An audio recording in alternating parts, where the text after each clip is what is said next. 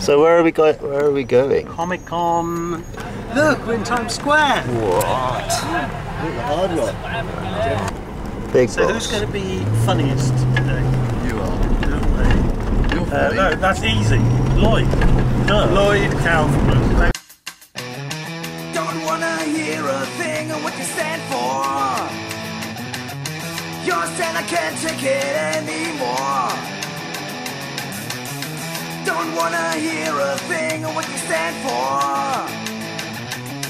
Just wanna see you lying on the floor. Don't wanna hear a thing of what you stand for. 2, 4, 6, 8. Who do we appreciate? Drummer, drummer, yeah, drummer. So Troma's obviously not paying you. Why the fuck are you doing this? I live for this kind of shit. You're kidding me? They gave me a megaphone and a picket sign. Prove it. Prove that you live for this shit. I love this job!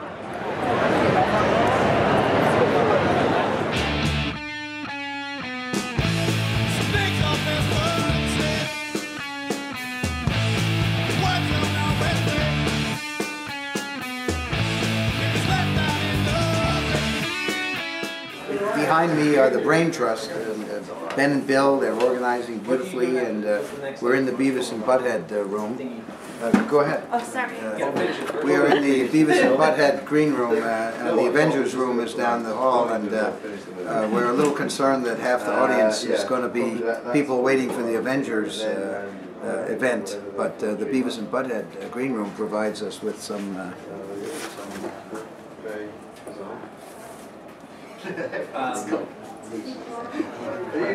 Now have a gift for my wife.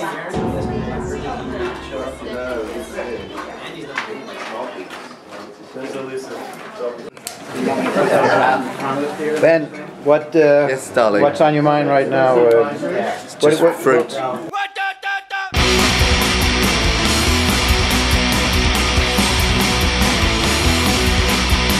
When you're on the sort of the B list and the Avengers are on the program, go to the Avengers green room and you get the goodies. These goodies are compliments of the Avengers green room. So that's a good lesson for you students out there. What's your main theme of the day? Would you say? Well, the theme is the dead Graham. It's all about dead Graham. Very nice. I don't know what to say. And is there any? Tie. Do you have a particular? Great. Pardon? Love your tie. See, I just heard something about that.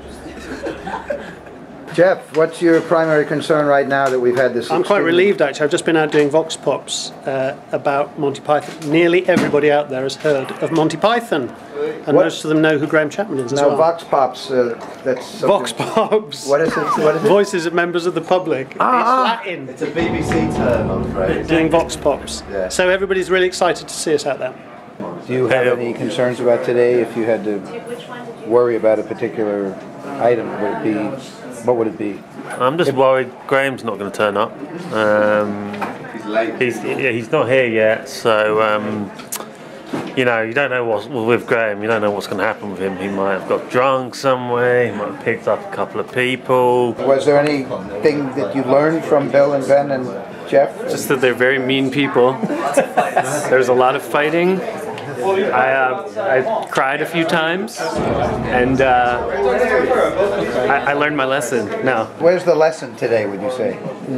Bring your own snacks. Oh, well, yeah. Or have a panel next to the Avengers panel.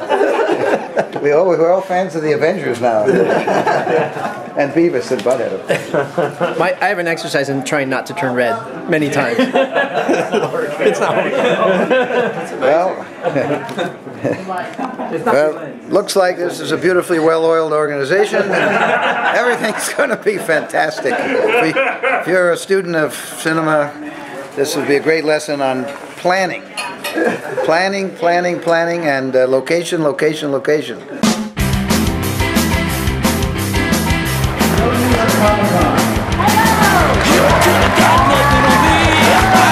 Supercharged love machine. actually, without further ado, it's my distinct pleasure to introduce to you our moderator. This is the legendary filmmaker, a man who needs no introduction to Comic-Con. This is the man who made Toxic Avenger, the classic Moving High, Romeo and Juliet, and Culture. The head of Trauma Entertainment, an independent film company now nearing 40 years. Let's give it up for the legendary Lloyd Kaufman.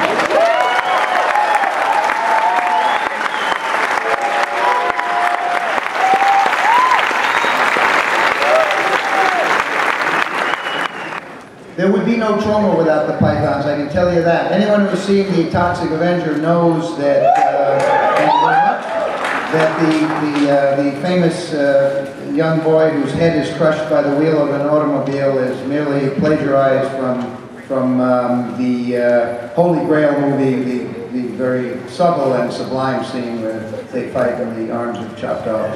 There is not a joke that the Pythons had that hasn't been already plagiarized by 4 years of Troma's failed filmmaking. One of the Pythons has been very quiet recently, and hopefully today we're going to rectify it.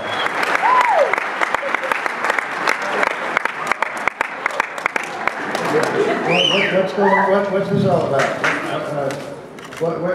That's not Graham. I'm terribly sorry I cannot be with you this afternoon, but I've been dead for 22 years.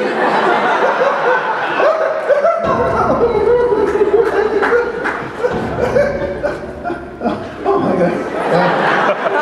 At any rate, perhaps you could tell us a little bit about this.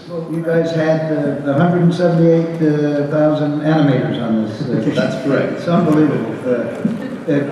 Is there some way you can show some of the animations? Yes, Talk about them a bit? Yeah, we brought some stills. So we ended up using, I think it was 17 different styles, 15 different animation companies that had to find a way of, in some ways, working with each other.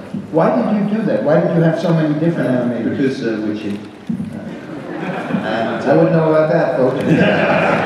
We could use the audio recordings that Graham had done as the basis for the film to enable us not only to have him narrate the film, but also the way he writes the book, he writes it like a script. A lot of sections are like a script with scenes, and the way he writes, we use that audio as the basis of scene, and we took out his voice from the other. He plays himself, but then we brought in the other members of Monty Python to come in and play opposite Graham, as it were. So we have scenes in the film with Graham recorded about 30 years ago, and fresh recordings of Monty Python.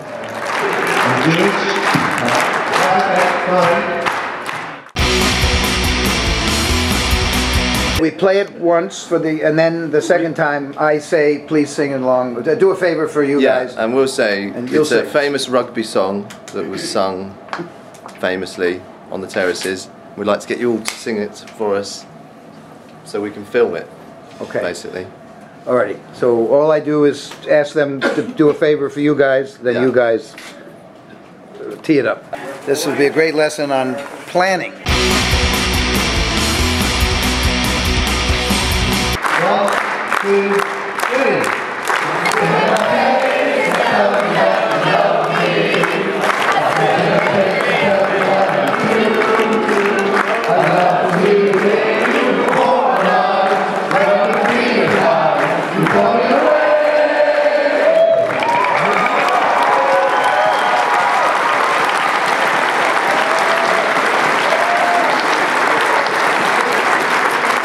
By the way, later on at the Troma booth here, 2007, the four of us will permit all of you to sit on our faces. But